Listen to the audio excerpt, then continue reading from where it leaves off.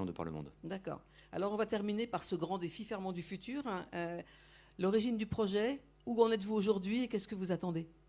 Voilà, donc le grand défi Ferments du Voilà. futur. Alors, On a effectivement quelques chiffres là, quelques oui. chiffres clés qui vont apparaître à l'écran. Donc c'est une initiative qui est soutenue par France 2030, à hauteur Oui. de 48,3 millions d'euros.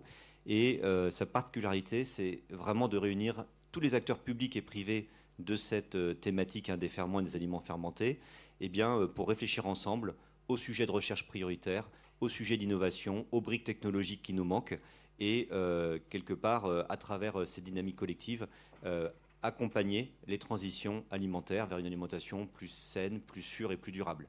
Donc c'est un enjeu très stratégique, et je tiens à souligner qu'il y a un vrai effort du gouvernement français, et on le voit dans d'autres régions du monde, pour accélérer cette transformation, parce qu'il y a urgence. Il y a urgence à transformer nos modes de consommation et à faire en sorte, notamment à travers les ferments, qu'on utilise encore mieux nos matières premières agricoles et qu'on contribue à une alimentation résiliente et souveraine dans la durée. Vous êtes combien aujourd'hui? Alors dans Ferments du futur, on a à la fois un consortium riche de 38 membres, et ces membres-là, c'est d'ailleurs la diapo juste après, ce sont à la fois des entreprises de toute taille, des start-up, des entreprises... Hop, Oui. je vais passer Voilà. moi-même la slide. Voilà. Des start-up, des entreprises de taille intermédiaire, des grands groupes, qui sont pour certains d'entre eux, comme Danone par exemple, implantés sur le plateau de Saclay.